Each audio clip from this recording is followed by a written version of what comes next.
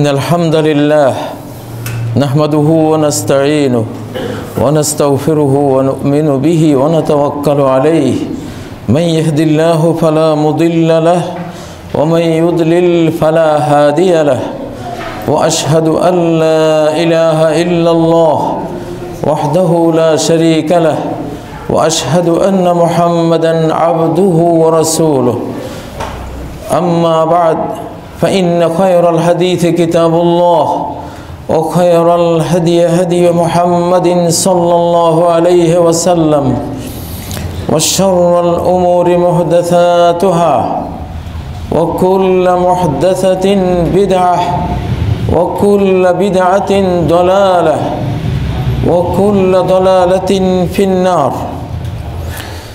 أعوذ بالله من الشيطان الرجيم. بسم الله الرحمن الرحيم. اهدنا الصراط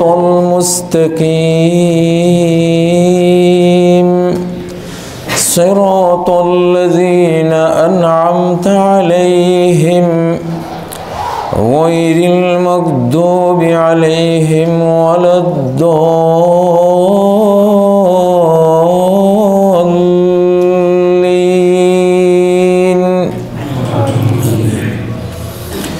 وأن هذا صراطي مستقيما فاتبعوه ولا تتبعوا السبل فتفرق بكم عن سبيله ذلكم وصاكم به لعلكم تتقون.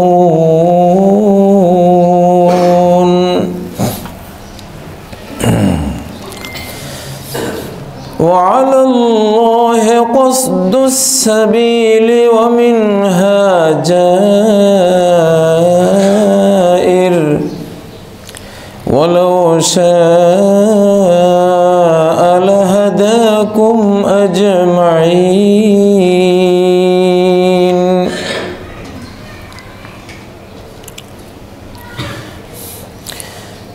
ولو أن أهل القرى آمنوا واتقوا لفتحنا عليهم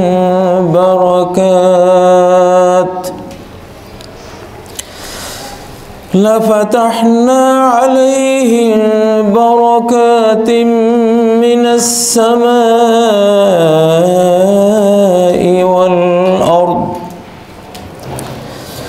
ولكن كذبوا فأخذناهم بما كانوا يكسبون.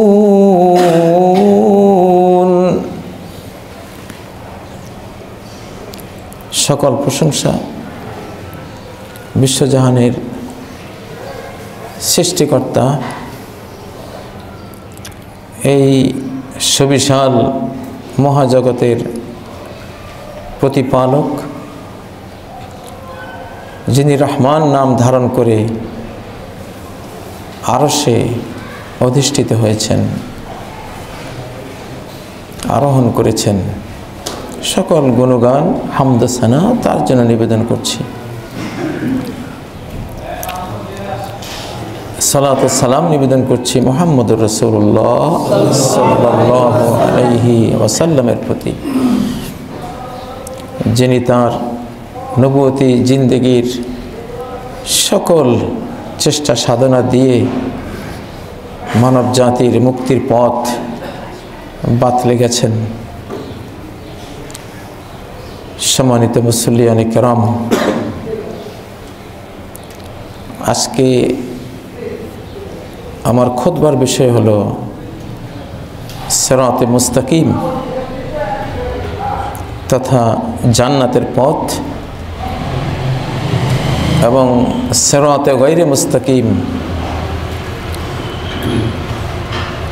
এমন পথ যা সরল নয়, জিগজ্যাগ রোড, যেটা সরাসরি স্রষ্টার দিকে না গিয়ে আঁকা বাঁকা হয়ে সৃষ্টির দিকে গেছে, স্রষ্টাকে হারিয়ে ফেলেছে। এই দুটো পথ নিয়ে আজকের এই পৃথিবীতে, যে পৃথিবীতে অধিকাংশ মানুষ আমরা আমাদের জান্নাতের পথ, আমাদের পিতার বাড়ি, বাপের বাড়ির পথ আমরা হারিয়ে ফেলেছি। আমরা যেই বাড়ি থেকে বহিষ্কৃত হয়ে এই পৃথিবীর কারাগারে আমরা বন্দী হয়েছি, আমরা আমাদের সেই বাড়ি যাতে আর কখনো খুঁজে না পাই, এজন্য অদৃশ্য শয়তান ইবলিস সে তার সমস্ত নেটওয়ার্ক বিছিয়ে আমাদের সামনে, পেছনে, ডানে বাঁয়ে চতুর্দিক থেকে আমাদের ব্রেইনকে কন্ট্রোল করে আমাদেরকে সিরাতে মুস্তাকিম থেকে সরিয়ে নিচ্ছে, এবং সরিয়ে নিতে অধিকাংশ ক্ষেত্রে সে সফল হয়েছে। এই ভয়াবহ জাহিলিয়াতের যুগে, অজ্ঞতার যুগে, যদিও আমরা বিজ্ঞানের জগৎ বলি, এমন বিজ্ঞানের জগৎ বহু ছিল পৃথিবীতে, অতিক্রান্ত হয়েছে, কিন্তু কোনো বিজ্ঞানই আল্লাহর প্রতি ঈমান ছাড়া, আনুগত্য ছাড়া মানব জাতিকে বাঁচাতে পারেনি, এখনো পারবে না। পৃথিবীর উপরে একটা ধ্বংসযজ্ঞের এলাহি কষাঘাত খুব কাছে এসেছে বলে আমরা আইডিয়া করছি কোরআন সুন্নাহ থেকে, এবং মানুষও আইডিয়া করছে। পৃথিবীর এই ভয়াবহ অবস্থা নিয়ে ইতিমধ্যেই তার আলামত আমরা দেখতে পাচ্ছি বিভিন্নভাবে। সিরাতে মুস্তাকিম এটা জান্নাতের পথ। আমরা সূরা ফাতিহায় প্রতিদিন এই সিরাতে মুস্তাকিমের হেদায়েত কামনা করে দোয়া করি।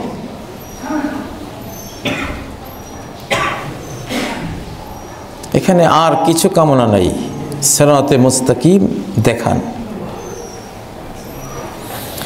ইহদিনাস সিরাতাল মুস্তাকিম,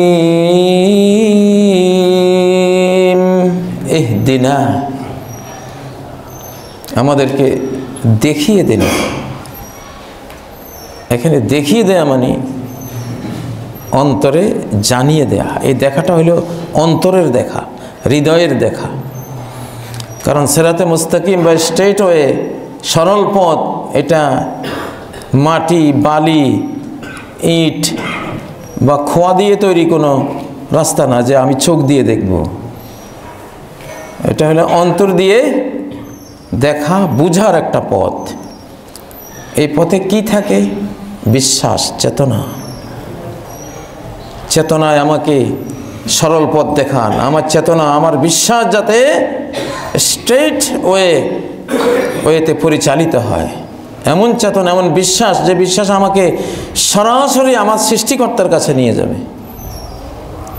বাক্যে কোনো ধর্মগুরুর দরবারে ঢুকে যাবে না, কোনো ফাদারের ইবাদতে ঢুকে যাবে না, কোনো আত্মপূজায় ঢুকে যাবে না, কোনো জাগতিক জগৎকে পূজা করার, সম্পদের পূজায় আমাকে নিয়ে যাবে না। আমাকে সরাসরি জান্নাতের পথে, আল্লাহর পথে, তার ইবাদতের পথে আমাকে নিয়ে যাবে।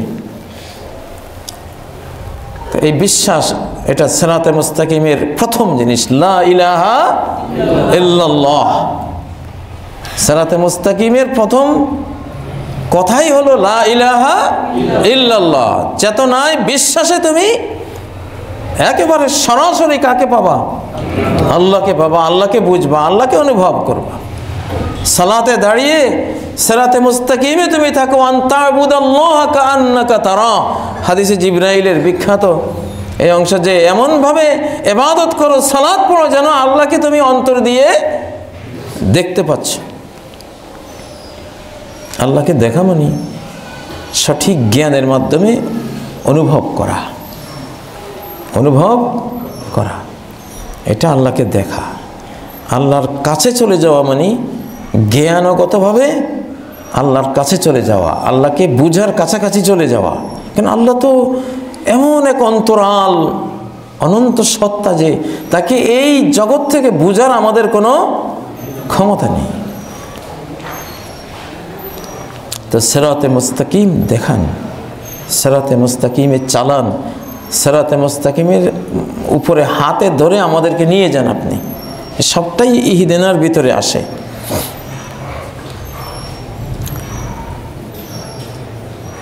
একটা কথার মধ্যে সিরাতে মুস্তাকিম আছে। আপনি গালি দিয়ে একটা কথা বললেন, এটা সিরাতে মুস্তাকিম হলো না। দুর্ব্যবহার করলেন কথা দিয়ে, একজন মুসলিম ভাইকে মন্দ বললেন, মিথ্যা বললেন, শিরকি একটা কথা বললেন, তাই না? সুন্নতের খেলাফ একটা কথা বললেন, একজনকে অপবাদ দিয়ে একটা কথা বললেন। এই কথাগুলো সিরাতে মুস্তাকিম থেকে বিচ্যুত হয়ে গেছে। কথার মধ্যে সিরাতে মুস্তাকিম আছে, বিশ্বাসের মধ্যে যেমন আছে কথার মধ্যেও আছে সিরাতে মুস্তাকিম। আর আমাদের কর্মের মধ্যে সিরাতে মুস্তাকিম, প্রতিটি কর্মে সিরাতে মুস্তাকিম আছে। বাঁকা পথ আছে, সরল পথ আছে, প্রতিটি কর্মে, প্রতিটি কর্মে। আপনি মসজিদে ঢোকার সময় আপনি যদি ডান পা দিয়ে দোয়াটা পড়ে, কি দোয়া? আল্লাহুম্মা আফতাহলি, আরও কিছু অংশ আছে, বিসমিল্লাহ ওয়াসসালাতু ওয়াসসালামু আলা রাসূলিল্লাহ, যা হোক, আপনি ডান পা দিয়ে ঢুকলেন, এটা সিরাতে মুস্তাকিম। এটা না করে যদি মসজিদে ঢোকার সময় কোনো দোয়া পড়লেন না, বাম পা দিয়ে ঢুকলেন, এটা কি হলো? বাঁকা পথ। এটা সিরাতে মুস্তাকিমের খেলাফ। সুন্নাহ মানি তো রাস্তায় পরিপন্থী। এটা তো টয়লেটে ব্যবহার করার সিরাতে মুস্তাকিম। টয়লেটে বাম পা দিয়ে ঢোকা, এটা সিরাতে মুস্তাকিম। টয়লেটে ডান পা দিয়ে ঢোকা, এটা সিরাতে গায়রে মুস্তাকিম, মানে বাঁকা পথ, শয়তানের পথ, আল্লাহর বাতলানো পথের বাইরের পথ। সিরাতে মুস্তাকিম তো খুব সূক্ষ্ম জিনিস।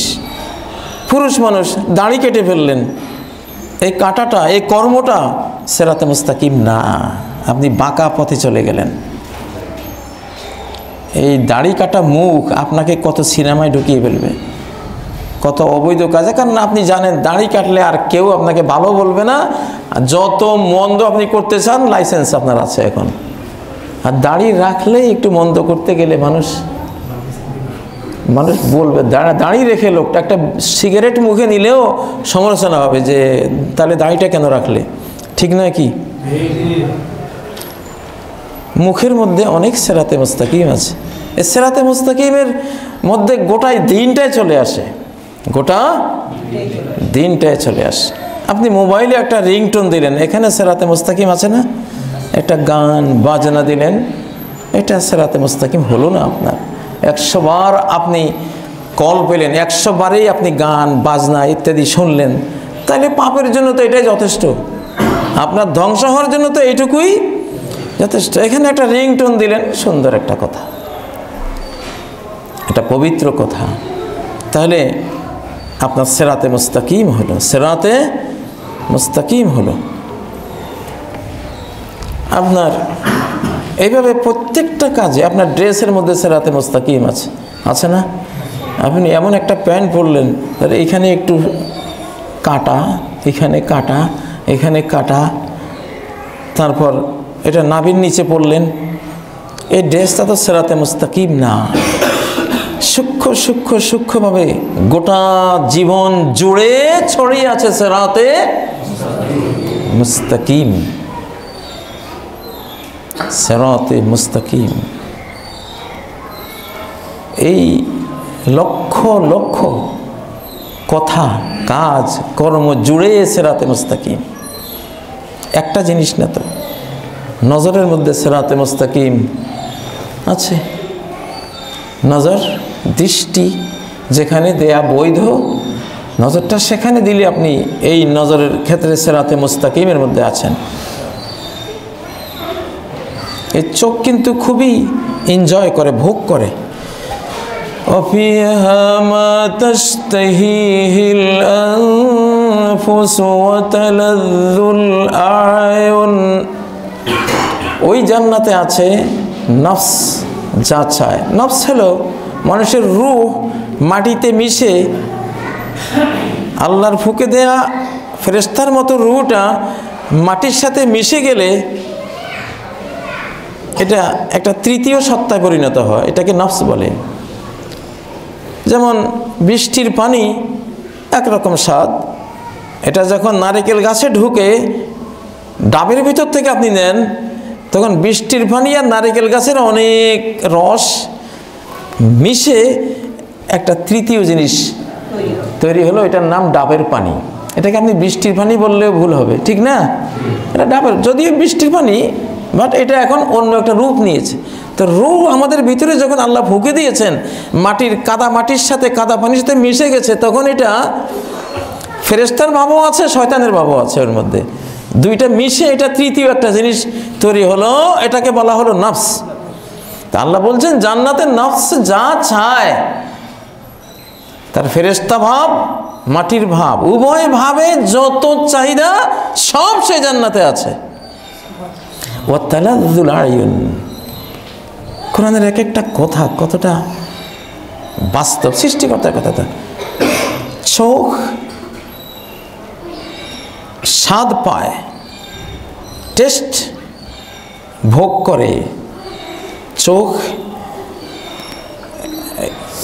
চোখের কাছে ভালো লাগে, এমন সব আয়োজন, ভালো লাগা আয়োজন, নয়নাভিরাম আয়োজন সব জান্নাতে আছে। তাহলে চোখেও কিন্তু ভোগ করে, চোখ কিন্তু ভোগী। এজন্য একটা অবৈধ দৃষ্টি, যেমন একজন নারীর দিকে দেখা আপনার জন্য বৈধ নয় শরিয়ার আলোকে। আপনি দেখতে থাকলেন, এটা চোখের জিনা, জিনাল আইনি আর নজর, নবীজি বলেছেন জিনাল আইনি আর নজর, দেখাটা হলো চোখের জিনা, বাস্তব, একেবারে বাস্তব। কারণ সে একজন ভোগী, চোখ একটা ভোগী। আপনি তাকে একটা অবৈধ ভোগ দিচ্ছেন, হয়তো আপনি বুঝতে পারতেছেন না, অনুভব করছেন না, কিন্তু আল্লাহ তো জানেন। হ্যাঁ, আপনার এই দৃষ্টির কারণে ব্রেইনে কি প্রতিক্রিয়া হচ্ছে, আপনার হার্টে কি প্রতিক্রিয়া যাচ্ছে, দেহের মধ্যে কি হচ্ছে, বিশাল ভিতরে তোলপাড় বয়ে যাচ্ছে, ঝড় বয়ে যাচ্ছে একটা দৃষ্টির কারণে। আপনি বুঝেন না, বা বুঝলেও আপনি তোয়াক্কা করেন না, আল্লাহ তো বুঝেন। সিরাতে মুস্তাকিম, কানের ক্ষেত্রেও সিরাতে মুস্তাকিম আছে না নেই? আপনি কোরআন শুনলেন, ওয়াজ শুনলেন, হাদিস শুনলেন, এটা বাংলাদেশে আলহামদুলিল্লাহ এখন ব্যাপক হারে আছে। আমাদের বৃহত্তর জনগোষ্ঠী কোরআনে কারিমের তেলাওয়াত, তরজমা এগুলো ব্যাপক হারে শুনছে আলহামদুলিল্লাহ। এটা তো সিরাতে মুস্তাকিম, কানের জন্য এটা কি সিরাতে মুস্তাকিম। আর অন্যান্য অসরল পথ কোনটা এটা তো জানেনি, সেটা তো আর আমার চেয়ে আপনারা ভালো জানেন। সর্বক্ষেত্রে সিরাতে মুস্তাকিম আছে। জুমার দিনের ক্ষেত্রে সিরাতে মুস্তাকিম আছে। জুমার দিন ইবাদতের দিন, এই দিন সকাল থেকে আপনি ইবাদতের প্রস্তুতি নেবেন, বেশি বেশি দরুদ শরীফ পড়বেন। নবীজি বলেছেন আকসিরু আলাইয়া মিনাস সালাতি ফীহি, বুখারীর জুমা অধ্যায়ের হাদিস, বেশি বেশি করে আমাকে সালাত প্রেরণ করো এই জুমার দিন। এটা সিরাতে মুস্তাকিমের অংশ। সকাল থেকে মসজিদমুখী হয়ে যাবেন, কেন এটা ইবাদত ডে। 7 দিনের মধ্যে একটা দিন, 6 দিন আপনার দুনিয়ার জন্য, আর একদিন আল্লাহর জন্য, ইবাদতের জন্য, আপনার আখিরাতের জন্য রাখা হয়েছে। দুর্ভাগ্য, এই জুমার দিনেই যত দুনিয়ার পাপাচারের মহড়া শুরু হয় এই যুগে। ইবলিস সবখানে হানা দিয়েছে আমাদের। যত রকমের নাচ গান খেলাধুলার মূল সমারোহটা ইবলিসের কাজে তো এটা, আপনি যেখানে আখিরাতমুখী হবেন সেখানে সে ডাকাতি করবে আপনার উপরে, সে চিন্তাই করবে, ওখানে গিয়ে ওখানে হানা দেবেই, আক্রমণ করবেই।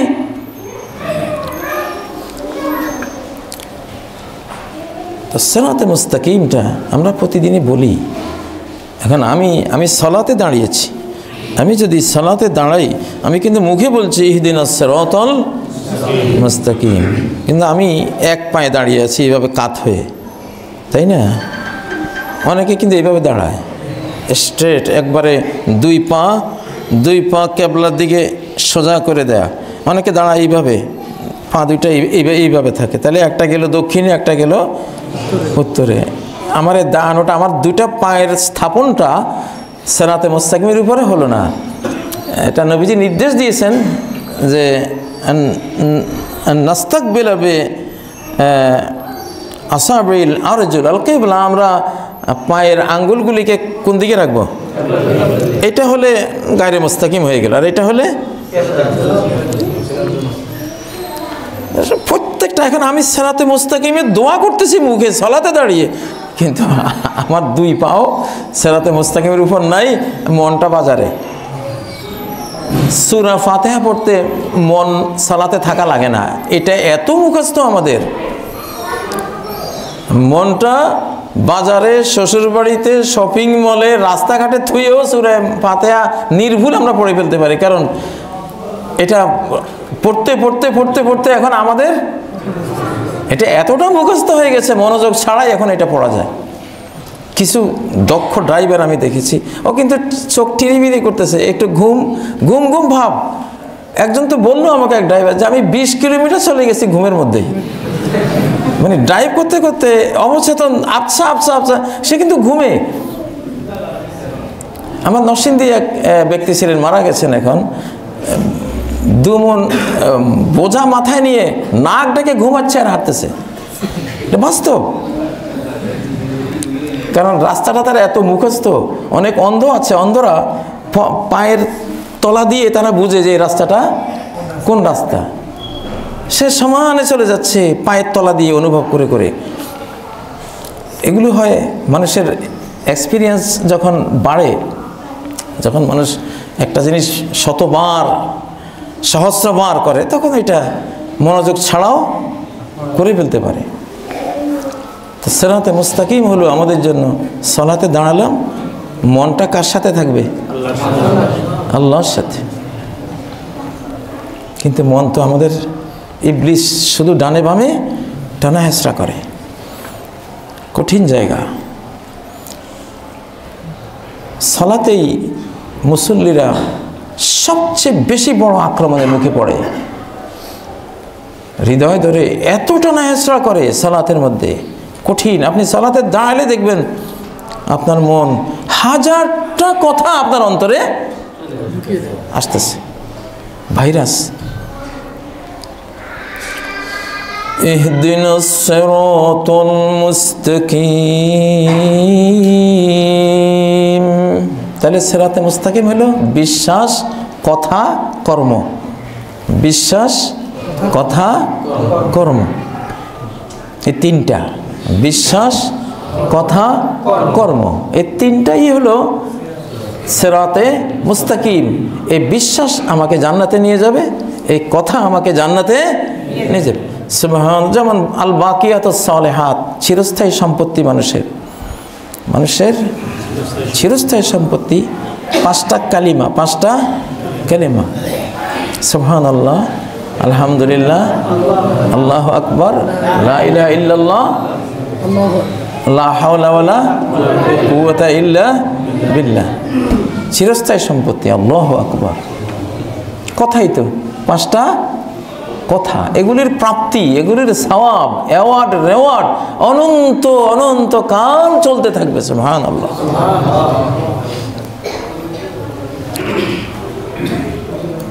তাহলে এই আমাদের বিশ্বাস যাতে সিরাতে মুস্তাকিমের বিশ্বাসটা হয়। কেমন? এখন আমি বাড়ি থেকে বের হতেই এক ফকিন্নি দেখে ফেললাম, অযাত্রা হয়ে গেল। একটা ভালো কাজে, ব্যবসায়িক কাজে রওনা দিলাম, যাত্রাতেই একটা ফকিন্নি। তার মানে কি আমি ব্যবসা করে ফকিন্নি হয়ে যাব? ফকির হওয়ার অবস্থা, মানে এটা কুলক্ষণ নিল না, এটা সিরাতে মুস্তাকিম না। ফকিন্নির এমন কি ক্ষমতা আছে যে আপনার ব্যবসায় লস করিয়ে দিবে? ও তো নিজে করতে পারে না, কি পাওয়ার আছে তার মধ্যে? আপনি তাওয়াক্কালতু আলাল্লাহ বলে এগিয়ে যাবেন। কোনো অশুভ কোনো কিছুই যাতে আপনাকে বিরত না রাখে। ওয়ালাকিন্নাল্লাহ ইউযহিবুহু বিত্তাওয়াক্কুল। আল্লাহ তাআলা সকল অশুভকে তাওয়াক্কুল দিয়ে কি করে দেন? অপসারণ করে দেন, দূর করে দেন, এটা থাকে না।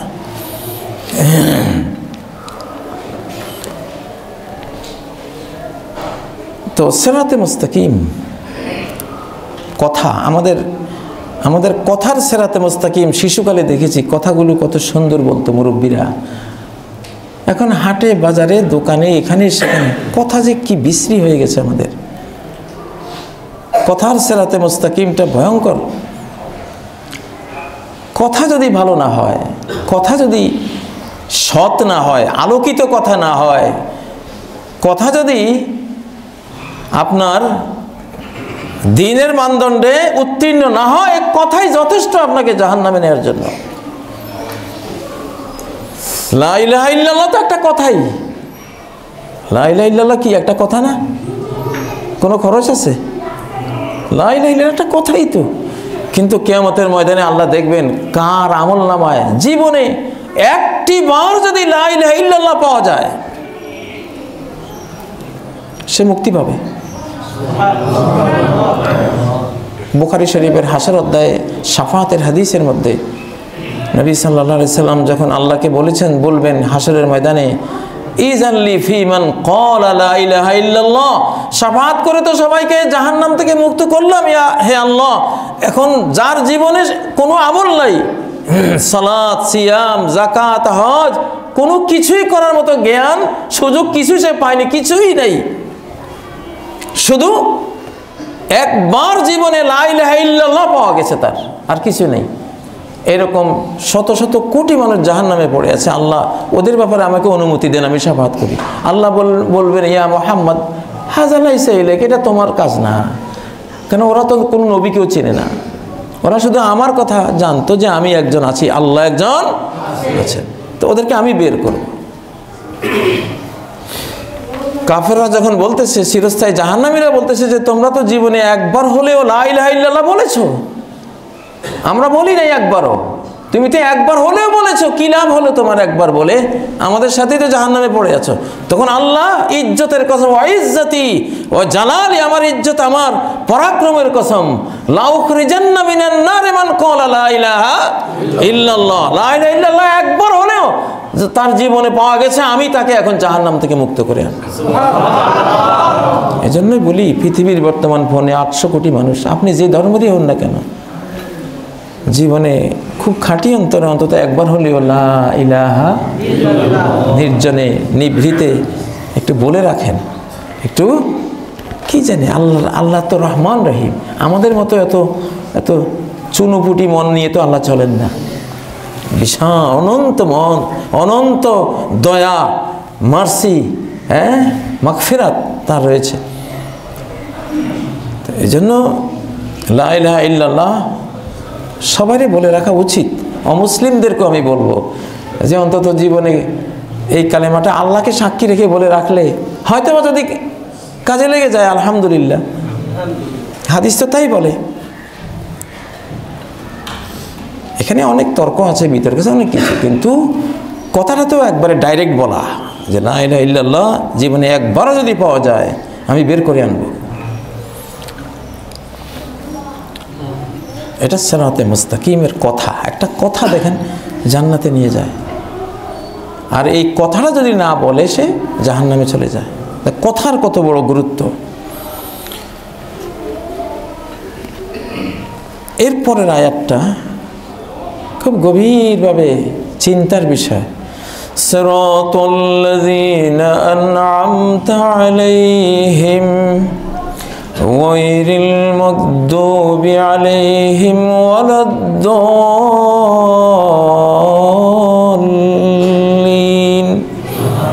আমিন। তাদের পথ যাদেরকে আপনি নিয়ামত দিয়েছেন, তাদের পথ যাদেরকে আপনি নিয়ামত দিয়েছেন। তাহলে কি দুনিয়ার নিয়ামত শুধু তারাই ভোগ করছে? যারা মুসলিম, নবী, সিদ্দিক, শহীদ, সালেহ, এরাই তো আন'আমতা আলাইহিম, নবীগণ, নিয়ামতপ্রাপ্ত নবীগণ। সিরাতাল্লাযীনা, তাদের পথ, আন'আমতা আলাইহিম, যাদেরকে আপনি নিয়ামত দিয়েছেন। আপনার অনেক অবদান, দান তাদেরকে দিয়েছেন। গায়রিল মাগদুবি আলাইহিম, যারা গজবপ্রাপ্ত নয়, ওয়ালা দাল্লিন, এবং যারা পথহারা নয়। কি বুঝলাম আমরা? এই যে সূরা ফাতিহা পড়ি, এটা তো গোটা একটা আলাদা কোরআন। সূরা ফাতিহা নিজেই একটা কোরআন, কোরআনে আযীম। আসমানি 104 কিতাবের সকল জ্ঞান, ফান্ডামেন্টাল বিষয় এই সূরাতে ধারণ করা, এবং গোটা আসমানি ধর্মের, সকল আসমানি ধর্মের, আসমানি কিতাবের সারাংশ হলো ইয়্যাকা না'বুদু ওয়া ইয়্যাকা নাস্তাঈন। একমাত্র ইবাদত আপনাকেই অর্পণ করি, আর কাউকে নয়। যত কিছু সহযোগিতা সাহায্য লাগবে আমার বেঁচে থাকতে, আমার ইবাদত করতে, দুনিয়াতে আখিরাতে, সব শুধুই আপনার থেকে নেই, আর কারো থেকে নেই না। দুই কথাই তো গোটা দিন শেষ হয়ে যায়। ইবাদত বলতে যা সব আপনার, এবং সাহায্য সহযোগিতা বলতে যা সেটাও আপনার থেকেই আমি প্রাপ্ত হচ্ছি। আমার দিক থেকে সব আপনার দিকে যাচ্ছে, আর আমার যা লাগবে সব আপনার কাছ থেকেই আসছে।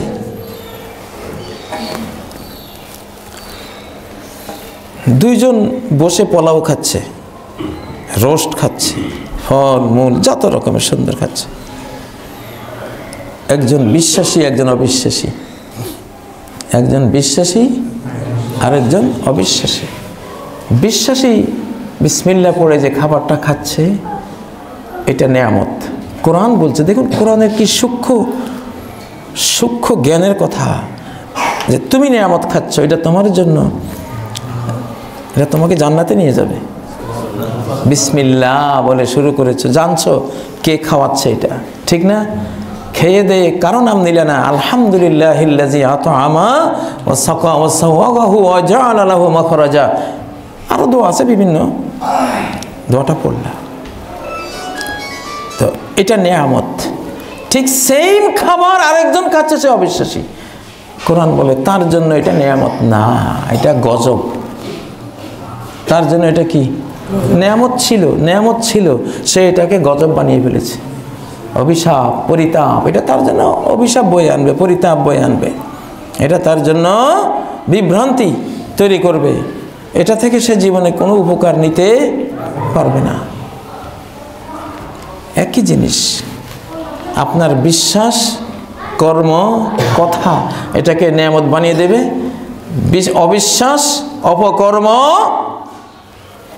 অপকথা এটাকে গজব এবং দলাল, মাগদুব আলাইহিম, দলিনের কাতারে আপনাকে ফেলে দেবে। ঠিক যেমন কসাইয়ের দোকানে অনেকগুলো ছাগল, খাসি, ভেড়া, গরু থাকে। অন্যান্য গরু, ছাগল, ভেড়ার চেয়ে এরা কিন্তু খুব ভালো খায়, কিন্তু কসাইয়ের দোকানে রাখা খাসি, গরুর খাবার কেউ দেখে বলে না যে ইস কত সুন্দর নিয়ামত খাচ্ছে এরা, ঠিক কিনা? কেউ এটাকে নিয়ামত বলে না, বরং আফসোস করে, আরে তুই তো বুঝিস না, তোরে এত ভালো খাওয়াইয়া।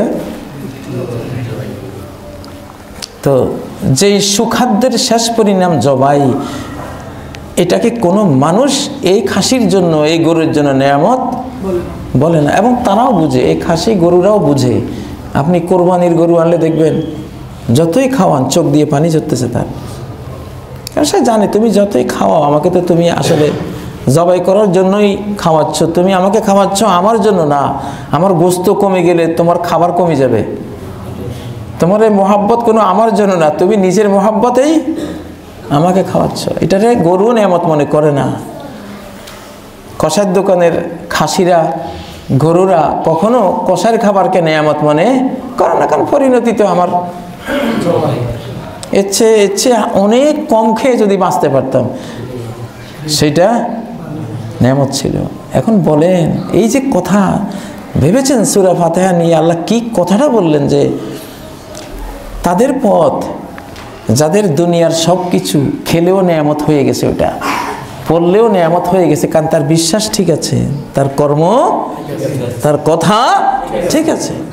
এবং সে একটা পোশাক পরেছে, এটা নেয়ামত হয়েছে, কারণ সে বিসমিল্লাহ পড়ে আলহামদুলিল্লাহিল্লাযী কাসানি মা আতাজাম্মালু বি হায়াতি, হ্যাঁ মা উয়ারি বি আওরাতি ওয়া তাজাম্মালু বি হায়াতি, একটা দোয়া পড়েছে, বা না পড়লেও তার চেতনার মধ্যে সেটা ধারণ করা আছে। এখন সে যাই খায়, যাই পরে, যাই করে, এটা ছিল আল্লাহ নেয়ামত, সে নেয়ামত হিসাবে রাখতেও সক্ষম হয়েছে, এই জন্য তার পরিণতি জান্নাত। ঠিক নয় কি? একজন পান্তা খাচ্ছে পেঁয়াজ কাঁচামরিচ দিয়ে, পান্তা খেয়ে 20 কিলোমিটার দূরে শ্বশুর বাড়িতে যাবে, সেখানে অনেক গরু, খাসি, হাঁস, মুরগি জবাই করা হয়েছে, এই জন্য পেট একটু খালি রাখতে হবে, আজকে আর গরম ভাত না খেয়ে পান্তা খেয়ে যাচ্ছে, তাই না? সে পান্তা কাঁচামরিচ পেঁয়াজ দিয়ে খাচ্ছে, শ্বশুর বাড়িতে যাবে, এই পান্তা তার জন্য কি গজব না নেয়ামত? নেয়ামত। আরেকজন একেবারে বিরিয়ানি সহ অনেক উন্নত মানের কালিয়া, কোপ্তা, জর্দা সব খাচ্ছে, একটু পরে তার ফাঁসি হবে। এটা কি? এটা নেয়ামত? কোনোদিনও না, কোনোদিনও না। এটা তার চেতনায় কখনো এটাকে নেয়ামত হিসেবে সে মনে করতে পারবে না। তার মনে হবে যেন বিষ খাচ্ছি। আহা, এই যে আমরা বুদ্ধিমান মানুষগুলি, এইটাই তো বুঝালেন সূরা ফাতিহায় যে আমি তোমাকে যা দিয়েছি নেয়ামতে দিয়েছি, এখন তুমি কি এটাকে নেয়ামত হিসাবে রাখবা না এই নেয়ামতকে গজবে পরিণত করবা? তোমার বিশ্বাস চেতনা কর্ম দিয়ে তুমি গজবে পরিণত করতে পারো। সূরা ইব্রাহিমের মধ্যে কত সুন্দর তথ্য দিলেন আল্লাহ। আলম তারা ইলাল্লাযীনা বাদদালু নি'মাতাল্লাহি কুফরা, তাদেরকে কি দেখেছো যারা আল্লাহর নেয়ামতকে কুফর দিয়ে চেঞ্জ করে ফেলেছে? কুফর করলেই নেয়ামত আর নেয়ামত থাকে না। এলাকার বড় লোককে, আপনি একজন মুসলিম, আপনি সূরা ফাতিহার একজন পাঠক, আপনার এলাকার বড় লোককে বলেন, ওই রিক্সাওয়ালা সারাদিন রিক্সা চালিয়ে 5 ওয়াক্ত সালাত পড়ে, আজান হলে রিক্সাটা থামিয়ে বা কোথাও হেফাজতে রেখে সালাতে যায়, এবং হালাল কয়েকটা টাকা নিয়ে তার কষ্টার্জিত, মাথার ঘাম পাতালে ফেলা কষ্টার্জিত হালাল কয়েকটা টাকা নিয়ে সে ঘরে ঢুকে, তার এই টাকা, তার এই রিক্সা চালনা, তার সালাতের কারণে, আল্লাহর প্রতি তার ঈমানের কারণে জান্নাতে নিয়ে যাবে। এটা বড় লোক। এই লোকটাই কি বড় লোক। আপনি তো মুসলিম, আপনি তো আর বাজারি কোনো মানুষ না, আপনার দৃষ্টিভঙ্গি তো সেরকম হইতে হবে নাকি? এই লোকটাই বড় লোক। কারুনের সম্পদ দেখে সূরা কাসাসের একবারে শেষ পৃষ্ঠার আগের পৃষ্ঠা জুড়ে এখানে কারুনের কাহিনী আল্লাহ তাআলা বর্ণনা করেছেন। তার জৌলুস দেখে লোকেরা বলতেছে, ইয়া লাইতানা মিসলা মা উতিয়া কারুন, আহা কারুনকে আল্লাহ কত সম্পদ দিয়েছে, যদি আমরা মালিক হতাম। আর যখন আল্লাহ তাকে তলিয়ে দিচ্ছিলেন তখন হায় হায় রে, বেঁচে গেলাম রে, যদি এরকম আমাদের থাকতো, আমাদেরকে তো তলিয়ে ফেলতেন আল্লাহ, আহা কি বাঁচাটা বাঁচলাম আল্লাহ। তারা এখন কারণের মতো সম্পত্তি না থাকাকে সৌভাগ্য মনে করতেছে।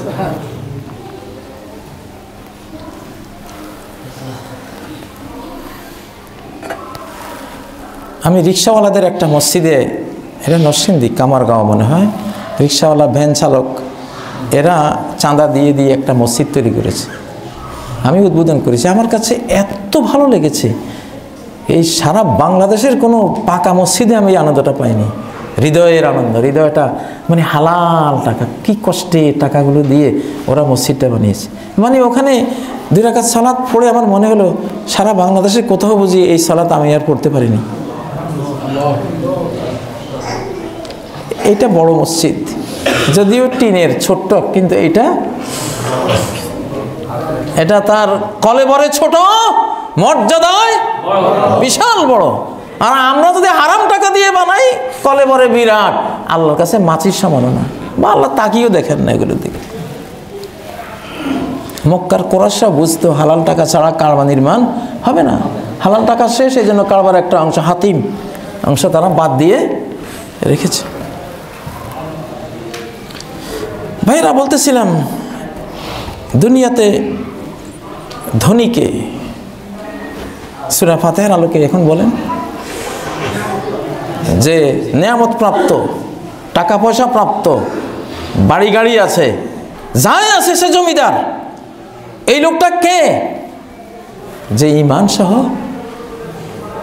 নেক আমল সহ, নেক কথা সহ একটা জিনিস খেলো, একটা পোশাক পরলো, একটা গাড়ি নিল, জীবন কর্ম চালালো, এই লোকটাই হলো বড় মানুষ। সে যদি এমন হয় ছেঁড়া ফাটা কাপড় চোপড় পরে রাস্তায় বের হয়, লাউ সালা আহাদুকুম দিরহামান লা ইউতিহি, তোমাদের একজনের কাছে 1 টাকা চাইলে তোমরা দিবা না, তোমরা তাকে এত দিনহীন মনে করো, 1 টাকা চাইলে তোমরা দিবা না। কিন্তু এই লোকটা জানবা আল্লাহর কাছে কেমন, লাউ সাআলাল্লাহুল জান্নাহ লা আতাহা, আল্লাহর কাছে জান্নাত চাইলে সাথে সাথে আল্লাহ দিয়ে দিবে। কষ্ট করে এমন একটা মানুষ আমরা সবাই হতে পারি কিনা, আমাদের এটাই জীবনের লক্ষ্য থাকা উচিত। ঈমান ছাড়া বিশ্বের 600 কোটি মানুষ অনেক খাচ্ছে, অনেক খাচ্ছে, তার ঈমান নাই, বিশ্বাস নেই আল্লাহর প্রতি, তার কোরআনের প্রতি বিশ্বাস নেই, আল্লাহর গ্রন্থের প্রতি বিশ্বাস নাই। কোরআন কোনো মুসলমানের গ্রন্থ না, কার গ্রন্থ? সবার, গোটা মানব জাতির জন্য, ঠিক নয় কি? গোটা মানব জাতির জন্য। ইসলাম শুধু মুসলমানের ধর্ম না, এটা গোটা মানব জাতির সহজাত ধর্ম আল্লাহ দিয়েছেন। এজন্য এটার ব্যাপারে কেউ যদি মনে করে এটা তো মুসলমানের ধর্ম, আমি কেন নেব না, তাহলে বাবা তুমি ভুল করলা, এটা মুসলমানের ধর্ম নয়। ফিতরাতুল্লাহ, সূরা রুমের মধ্যে আল্লাহ তাআলা ফিতরাতুল্লাহ 30 নম্বর আয়াতে ক্লিয়ার করেছেন, এটা আল্লাহর সৃষ্টিগত ধর্ম। তোমাকে সৃষ্টি করার সময় এই চেতনা, বিশ্বাস তোমাকে দিয়ে দিয়েছেন। যেমন গ্রামীণ সিম, বাংলা লিঙ্ক সিম, যে কোনো কোম্পানির সিম তৈরির সময় তারা এই সিমের মধ্যে একটা নাম্বার দিয়ে দেয়, দেয় না? একটা নাম্বার দিয়ে দেয়, তার একটা পরিচয় দিয়ে দেয়, সব কিছু, যেটা কোন কোম্পানির, কাদের এটা।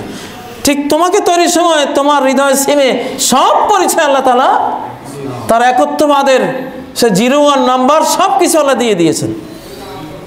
তো ইসলাম হলো সেই ফিতরাতুল্লাহ, এটা কোনো মুসলমানের ধর্ম না, কোরআন কোনো মুসলমানের কিতাব না, এটা গোটা মানব জাতির জন্য।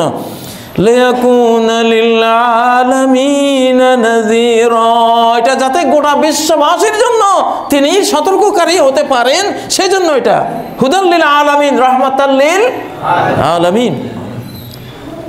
হ্যাঁ, মুসলিমরা যেহেতু এটাকে যারা যারা শ্রদ্ধা করে গ্রহণ করেছে তাদের জন্য এটা দুনিয়াতেও আখিরাতেও কি বাস্তবে তারা এটা প্রাপ্ত হয়ে গেছে।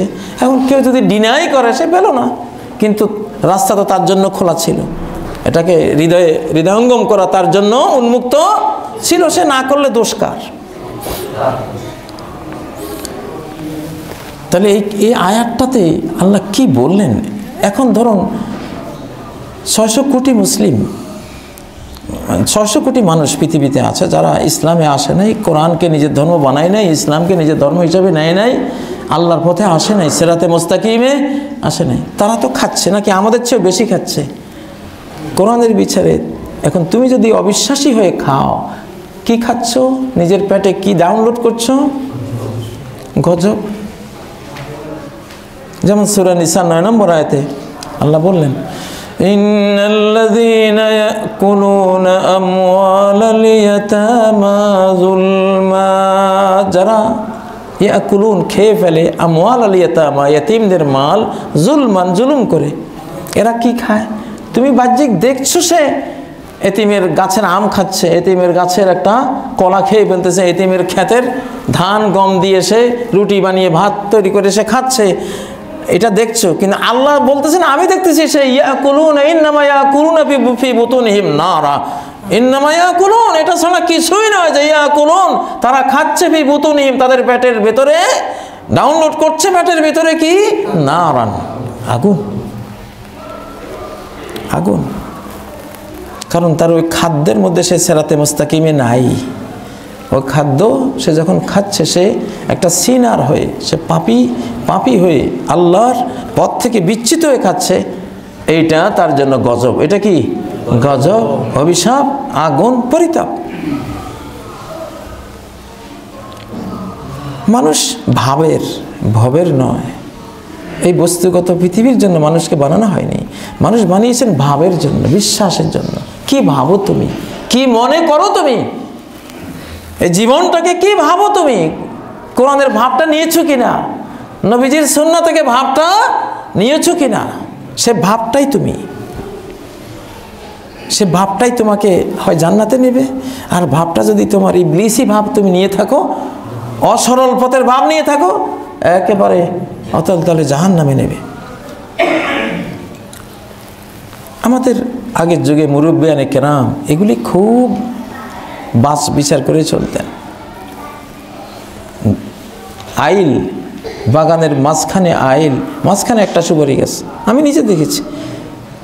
একেবারে গোটা শৈশব জুড়েই যতদিন আমরা গ্রামে ছিলাম, এই গাছের সুপারি কেউ নেয় না, এই মালিকও নেয় না, ওই মালিকও নেয় না। এ কয় এটা তোমার, ও কয় এটা তোমার, না নেয়ার জন্য ঝগড়া। আর এখন হইলে নেয়ার জন্য মামলা করতে হইলে আমি করব।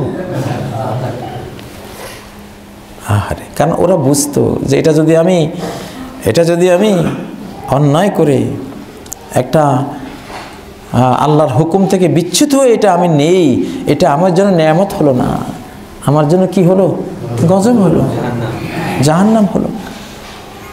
তো জাহান্নামের পথের সকল নেয়ামত গজব, জাহান্নামের পথের সকল নেয়ামত কি গজব। গজব কি আল্লাহ বানিয়েছেন না আমরা বানিয়েছি? আল্লাহ তো নেয়ামতে দিয়েছিলেন, কিন্তু আমরা জাহান্নামের পথে পরিচালিত হয়ে গজবকে, নেয়ামতকে কি বানিয়ে দিয়েছি, গজব বানিয়ে দিয়েছি, দলাল সর্বহারা হওয়ার উপকরণ বানিয়ে দিয়েছি। কোরআনে কারিমে একটা সূরা আছে, সূরা আন-নূর। আরেকদিন এই সূরা নূর নিয়ে কথা বলবো, আলোর সূরা।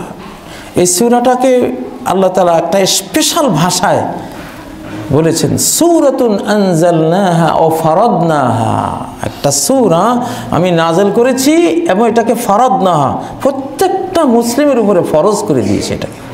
এটা পড়তে হবে, বুঝতে হবে।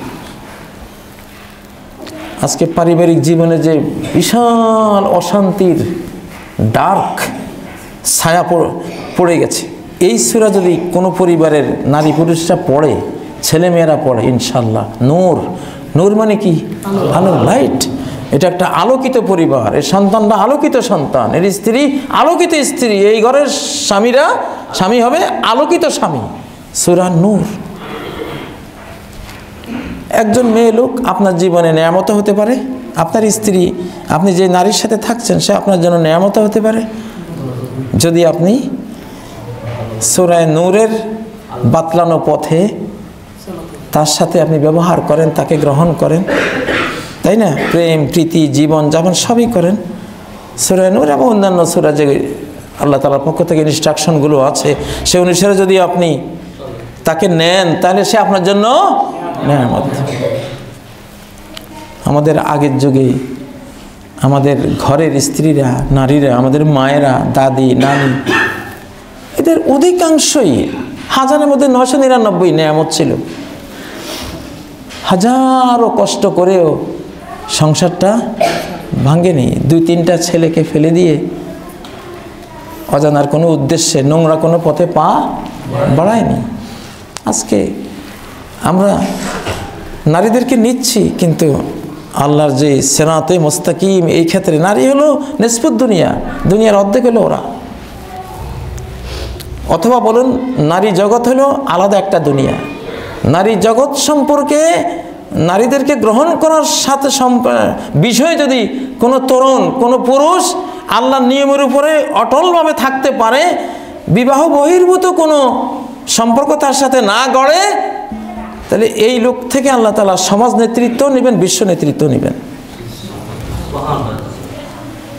এটা আসবে সূরা নূরের মধ্যে, এটা ইঙ্গিত আছে একবারে ফার্স্ট টু লাস্ট।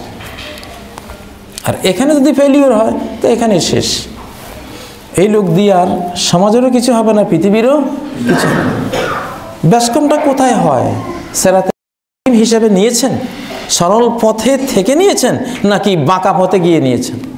এই তো, এটাকে আপনি যদি আল্লাহর পথে থেকে আপনি গ্রহণ করেন নেয়ামত, আল্লাহর পথের উপরে থেকে আল্লাহর দেয়া চেতনা, বিশ্বাস, কর্ম, বক্তব্য সেই হিসাবে না নিয়ে অন্যভাবে যদি আপনি গ্রহণ করেন, তাহলে এটা কি গজব হবে আপনার জন্য।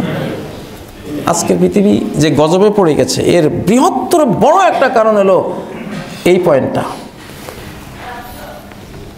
এজন্য কোরআন না বুঝলে এখন আর বাঁচাও যাবে না। কোরআন না পড়লে, কোরআনকে না বুঝলে এখন আর বাঁচাও সম্ভব না। হেদায়েতের উপরে থাকা তো সম্ভবই না। এই দেহটা বাঁচিয়ে রাখাও এখন আর কি না সম্ভব না। সকল শিশুকে, ছেলে হোক মেয়ে হোক, অনুবাদ সহ কোরআনে কারিমের যতটুকু পারবেন পড়িয়ে দিতেই হবে, ফরজ। অন্তত সূরা ফাতিহা সহ, শেষের ছোট ছোট সূরা সহ, সূরা আন-নূর সহ একটা সূরা যদি তার অন্তরে ডাউনলোড করা থাকে, এটাই টেনে তাকে নিয়ে আসবে, ফুল কোরআন দিকে টানবে সে।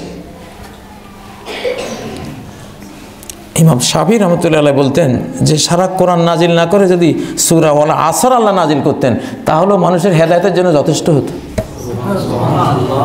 কোরআনের পাওয়ারটা কি! বহু ডাকাত, বহু খুনি, বহু জালেমের ইতিহাস আমরা পড়েছি, একটা আয়াত জীবনের মোড়। নিজামউদ্দিন আউলিয়া, আপনারা নাম তো শুনেছেন। নিজামউদ্দিন ডাকাত, বিখ্যাত এক ডাকাত ছিল, ভয়ঙ্কর। কিন্তু এক বাড়িতে ডাকাতি করতে গিয়ে একটা আয়াত শুনেছে, বাস তার লাইফটা ধরে গেছে। এটা কোরআনই পারে, লাইফ চেঞ্জার। লাইফ চেঞ্জার বুক একমাত্র কি এই কোরআন। আমি আমার কারা জীবনে, আমার কারাগারে যাওয়া কাম্য না, আল্লাহর কাছে পানা চাই, মুক্তি চাই, কখনো যাতে আল্লাহ কারাগারে না নেন। কিন্তু কেউ পড়ে গেলে, ওখানে আক্রান্ত হয়ে গেলে, তখন সেটাকে সে কাজে লাগাবার, কিভাবে কাজে লাগাবে সেই কথাও কোরআনে আছে না নেই? আছে। নবীজির সুন্নাহ সেটা আছে। সেটা কাজে লাগাতে পারলে আপনি আপনার গোটা জীবনকে পরিবর্তন করে আনতে পারবেন জেলখানা থেকে। আলহামদুলিল্লাহ, আমি ব্যক্তিগতভাবে এত উপকৃত হয়েছি, আমি বারবার বলেছি এখানে আমি এত উপকৃত হয়েছি, আমার আর কোনো অভিযোগ নাই।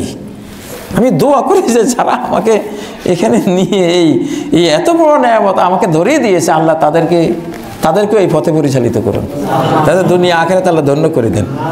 আমি দোয়া করি।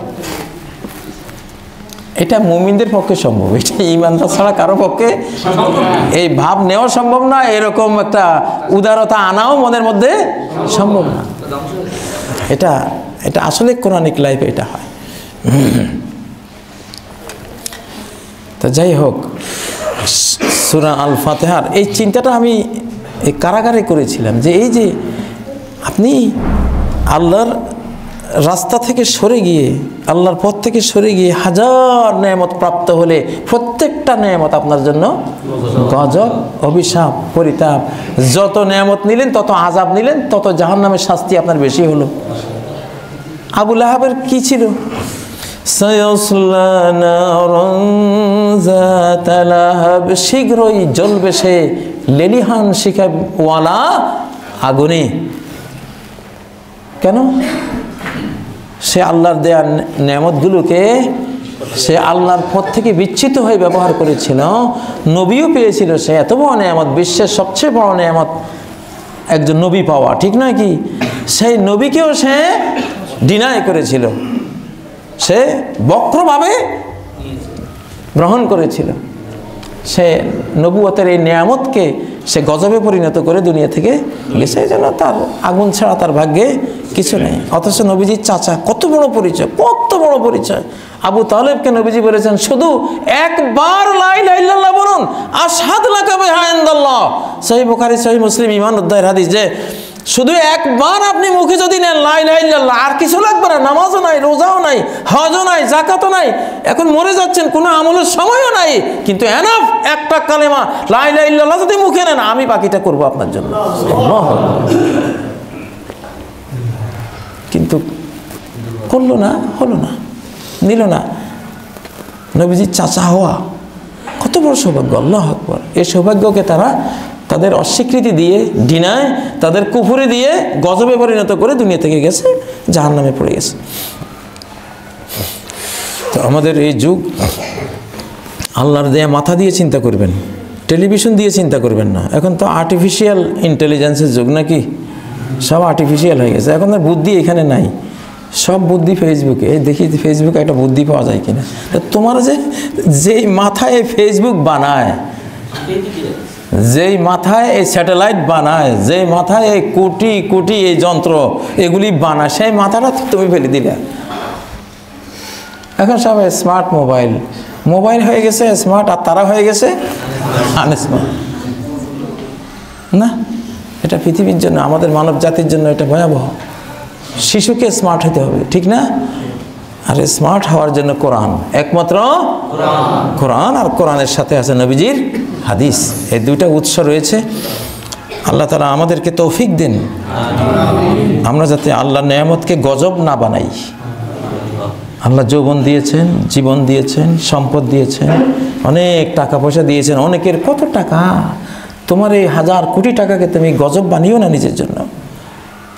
মনে রাখো, একটা টাকা ফামাইয়ামাল মিসকালা যাররাতিন খায়রান ইয়ারা, যদি এক জাররা, এক অণু, পরমাণু।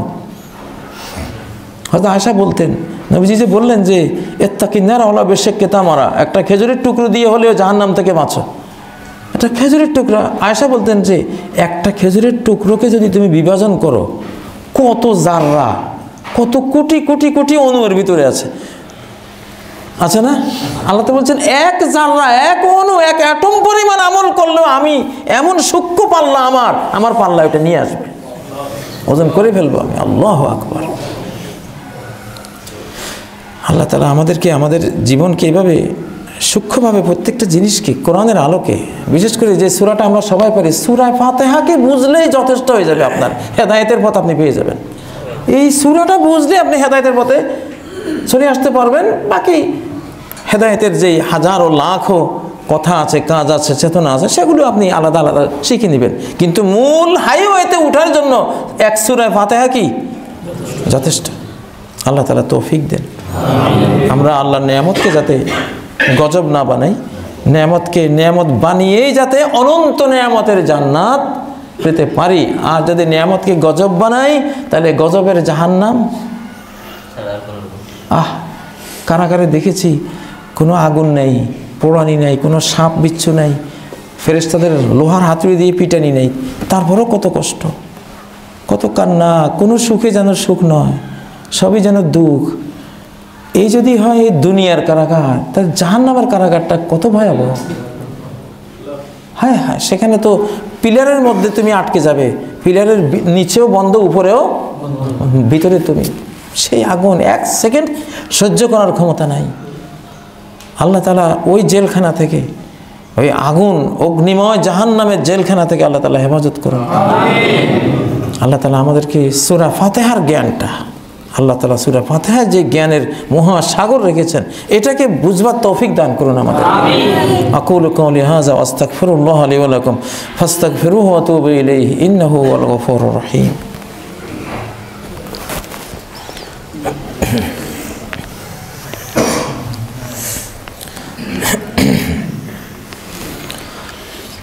আলহামদুলিল্লাহি রাব্বিল আলামিন ওয়াসসালাতু ওয়াসসালামু আলা সাইয়্যিদিল মুরসালিন ওয়া আলা আলিহি ওয়া সাহবিহি আজমাইন, আম্মা বা'দ। আউযু বিল্লাহি মিনাশ শাইতানির রাজীম, বিসমিল্লাহির রহমানির রহিম। ইন্নাল্লাহা ওয়া মালাইকাতাহু ইউসাল্লুনা আলান নবী يا أيها الذين آمنوا صلوا عليه وسلموا تسليما اللهم صل على محمد وعلى آل محمد كما صليت على إبراهيم وعلى آل إبراهيم إنك حميد مجيد اللهم بارك على محمد وعلى آل محمد كما باركت على إبراهيم وعلى آل إبراهيم ইন্নাকা হামিদুম মাজিদ। আল্লাহর বান্দাগণ, আমরা যে পৃথিবীতে বাস করি এটা এখন পাপাচারে একেবারেই পচে গেছে। এই পৃথিবীটা শুধু আল্লাহর কিছু মসজিদ, আল্লাহর কিছু ঘর, আল্লাহওয়ালা কিছু পরিবার, এরা ছাড়া বাকিটা প্রতিগন্ধময় এক পাপাচারের সমাজে পরিণত হয়েছে। আমরা বুড়িগঙ্গা নদীর অবস্থা দেখি, পচা পানি, আশপাশে অনেক নদীর কুল দিয়ে হাঁটলে আগে স্বাস্থ্য ভালো হতো, এখন অসুস্থ হয় মানুষ পানির দুর্গন্ধে। বুড়িগঙ্গার পাশেই আমরা ঢাকা থাকি, তো বুড়ি যেখানে থাকে বুড়াও তো সেখানে থাকে।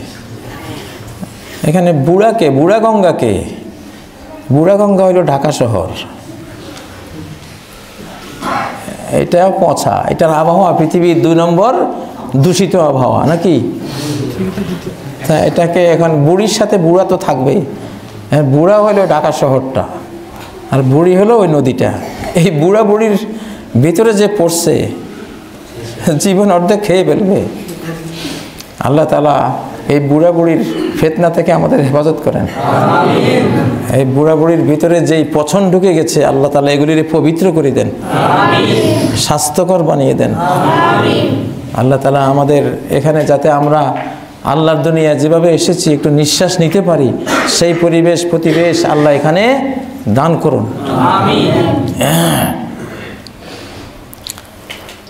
আল্লাহ তাআলা এই পৃথিবীকে পাপাচারের জন্য তৈরি করেননি, এটা ইবাদতের জন্য একটা মসজিদ হিসাবে দিয়েছেন। বিশেষ করে এই উম্মতকে জুইলাত লিয়াল আরদু মাসজিদান ওয়া তাহুরা। তাহারাত অধ্যায়ের হাদিস, সহিহ বুখারী, যে গোটা পৃথিবীকে আমার জন্য মসজিদ বানিয়ে দেওয়া হয়েছে। গোটা পৃথিবী, সেখানে মসজিদের ঘর নির্মাণ হোক চাই না হোক, গোটা পৃথিবীটা আমার জন্য মসজিদ। তিরমিজির রাওয়ায়াতে রয়েছে ইল্লাল মাকবারাতা ওয়াল হাম্মাম, শুধু গোরস্থানটা মসজিদ না, আর ওটা মসজিদ না, টয়লেট বাথরুম এগুলো মসজিদ না, গোরস্থান মসজিদ না। এই 2 জায়গা বাদ দিয়ে গোটা পৃথিবী মসজিদ। তো মসজিদে কি পাপাচার করা জায়েজ আছে? যেহেতু পৃথিবীটা মসজিদ, তাহলে আমরা এই মসজিদ পৃথিবীতে, এই ওয়ার্ল্ড মস্ক এর মধ্যে আমাদের কি করা উচিত? ইবাদত করা উচিত। ইবাদত দিয়ে জীবনকে ধন্য করা উচিত। আসলে এখন এই পৃথিবীকে বাঁচিয়ে রাখতে হলে আমাদেরকে তওবা ইস্তেগফার করতে হবে। তওবা ইস্তেগফার করতে হবে। আমরা যখন আষাঢ় মাসে বা মুষলধারার বৃষ্টির সময়ে আমরা কোনো গাড়ি নিয়ে বের হই, তখন এটাকে কি বলে? ওয়েফার না, তাই না?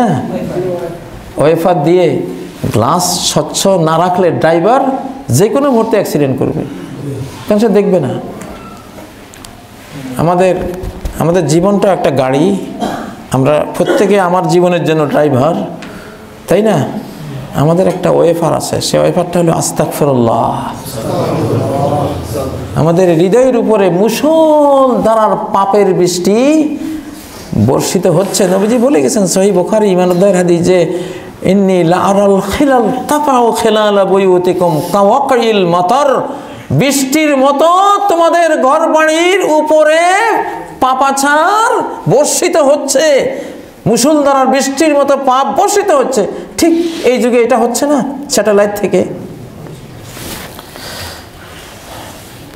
এই জন্য এই যুগে ওয়েফার দরকার। ওয়েফার হলো ইস্তেগফার, আস্তাগফিরুল্লাহ, আস্তাগফিরুল্লাহ। নবী সাল্লাল্লাহু আলাইহি সাল্লাম এই ইস্তেগফার ওয়েফার রেখে গেছেন আমাদের জন্য। সারা দিন পড়বেন, রব্বিগফিরলি ওয়া তুব আলাইয়া ইন্নাকা আনতাত তাওয়াবুল রহিম, ইন্নাকা আনতাত তাওয়াবুল গফুর। 2 ভাবে আছে এই দোয়া। নবীজি এক মজলিসে বসলে 100 বার পড়ে ফেলেছে, 100 বার পড়ে ফেলেছে। আপনি যেখানে যাবেন, আপনি তাকাইলে এখন আপনি গুনাহগার হচ্ছেন, আপনি কান পাতলে গুনাহগার হচ্ছেন, কল্পনায় গুনাহ ছেটে যাচ্ছে, আপনি খাচ্ছেন, দোকানে যাচ্ছেন গুনাহগার হচ্ছেন, বাজারে যাচ্ছেন গুনাহগার হচ্ছেন, অফিসে আদালতে যেখানে যাচ্ছেন গুনার সমাজ তৈরি হয়ে গেছে, ঠিক নয় কি? অতীতে এত ব্যাপক হারে যখনই পাপাচার ছড়িয়েছে জাতি বাঁচেনি, গোটা জাতি ভ্যানিশ হয়ে গেছে। সেই সময়টা এখন উম্মতে মুহাম্মাদিয়ার কারণে গোটা জাতি ভ্যানিশ হবে না, কিন্তু পৃথিবীর 400-500 কোটি মানুষ হারিয়ে যেতে পারে আল্লাহর গজবে, আল্লাহর আকাশী অ্যাকশনে। খুব ভয় লাগে। কোরআন যখন পড়ি তখন শয়নে স্বপ্নে জাগরণে যে আয়াতগুলি আসে সে আয়াতগুলিতে এই মেসেজটা দিচ্ছে। এই জন্য ইস্তেগফার সম্বন্ধে সূরা আনফালের 33 নম্বরে আল্লাহ বলেছেন, ওয়ামা কানাল্লাহু মুআযযিবাহুম ওয়া হুম ইস্তাগফিরুন, যতক্ষণ তারা ইস্তেগফার করবে আমি আল্লাহ তাদেরকে আযাব দেয়ার না, আমি আযাব দেব না, আমি আযাব দেব না, কারণ তারা আমার কাছে ক্ষমা চাচ্ছে, আমি ক্ষমা করব। আমি শপথ করে এসেছি, আমি শপথ করে বলেছি ওদেরকে আমি তোমাদেরকে ক্ষমা করব। এই জন্য ইস্তেগফারের ওয়েফারটা সাথে রাখবেন, আস্তাগফিরুল্লাহ। আর পারলে আরো ভালো হয় লা ইলাহা ইল্লাল্লাহ, লা ইলাহা ইল্লাল্লাহ, আস্তাগফিরুল্লাহ, লা ইলাহা ইল্লাল্লাহ। লা ইলাহা ইল্লাল্লাহ দিয়ে রহমতের দুয়ার গেট খুলবে, আর ইস্তেগফার দিয়ে আযাবের দুয়ার বন্ধ হয়ে যাবে। এটা ছাড়া বাঁচার উপায় দেখছি না এখন। তরুণ বৃদ্ধ সবার জন্য ঈমানটা নিয়ে যদি আমরা কবরে যেতে চাই তাহলে ইস্তেগফার দিয়ে সবসময় এটাকে ধুয়ে মুছে পরিষ্কার রাখতে হবে, তাহলে হয়তোবা আল্লাহ বাঁচাবেন। আল্লাহ আমাদেরকে বেশি বেশি ইস্তেগফার করার তৌফিক দান করেন। নবীজি বলেছেন যে মান লাজিমাল ইস্তেগফার, যে ব্যক্তি ইস্তেগফারকে নিজের জীবনের সঙ্গী বানিয়ে নেয়, আঁকড়ে ধরে, জাআলাল্লাহু লাহু মিন কুল্লি দয়কিন মাখরাজা, প্রত্যেক সংকীর্ণতা থেকে বের হওয়ার একটা রাস্তা বের করে দেবেন। আমিন কুল্লি হাম্মিন ফারাজা, যে কোনো দুশ্চিন্তা থেকে একটা মুক্তির পথ বের করে দেবেন। তাহলে এত বড় জিনিস, এটা আমাদের জীবন সঙ্গী করা উচিত। আল্লাহ আমাদের তৌফিক দান করুন। সাইয়্যিদুল ইস্তেগফার আমরা সবাই জানি কম বেশ। আল্লাহুম্মা ইন্নী আল্লাহুম্মা আনতা রাব্বি লা ইলাহা ইল্লা আনতা খালাকতানি, এটা লম্বা যে দোয়াটা আছে সাইয়্যিদুল ইস্তেগফার, এটা সকালে যদি পড়েন বিকেল পর্যন্ত মারা গেলে জান্নাতে যাবেন। বিকেলে পড়লে যদি আগামী ভোরের আগে মারা যান আপনি জান্নাতে যাবেন। বিভিন্ন দোয়ার বইতে আছে সাইয়্যিদুল ইস্তেগফার, এটা শিখে পড়া উচিত। বিশেষ করে ইস্তেগফারের কথা। আল্লাহ তাআলা আমাদেরকে বেশি বেশি ইস্তেগফার করার তৌফিক দেন। আল্লাহ আমাদেরকে ক্ষমা করেন। আল্লাহ আমাদের জনগণ, আমাদের সরকার, আমাদের এই দেশের নেতৃবৃন্দ সবাইকে আপনার দেয়া নেয়ামতগুলোকে নেয়ামত রূপেই ব্যবহার করে অনন্ত নেয়ামতের জান্নাত পর্যন্ত পৌঁছে যাওয়ার আমাদেরকে জ্ঞান দেন, আমাদেরকে তৌফিক দেন আল্লাহ তাআলা, আমাদেরকে সেই সুবুঝ দেন আল্লাহ তাআলা। আপনার কোনো নেয়ামতকে যাতে আমরা গজব বানিয়ে এবং সেই গজবের খনি যে জাহান্নাম, গজবের আকর যে জাহান্নাম, গজবের জগৎ যে জাহান্নাম, সেই জাহান্নামে যাতে পড়ে না যায় আল্লাহ তাআলা জাহান্নাম থেকে আমাদেরকে হেফাজত করেন। রব্বানা আতিনা ফিদ দুনিয়া হাসানাতাও ওয়া ফিল আখিরাতি হাসানাতাও ওয়া কিনা আযাবান নার। আল্লাহ তাআলা আমাদের মা বাবাকে ক্ষমা করেন, জিন্দা মুর্দা সকল মুমিন মুমিনা মুসলিম মুসলিমাকে ক্ষমা করেন। আল্লাহ তাআলা এই দেশের উলামায়ে কিরামকে আপনি মুক্তভাবে আপনার দ্বীনের কোরআনের খাঁটি খাঁটি কথাগুলো আপনার সন্তুষ্টির জন্য বলার তৌফিক দেন এবং উলামায়ে কেরামকে আগের মতোই প্রাণবন্ত করে দেন আল্লাহ তাআলা। উলামারা যাতে এই দেশের খেদমতে আসেন, এই দেশের মানুষের সেবায় আসতে পারেন, এই দেশের জনগণের সাথে মিশে এই দেশের উন্নয়ন করতে পারেন আল্লাহ তাআলা উলামাদেরকে সেই তৌফিক দেন।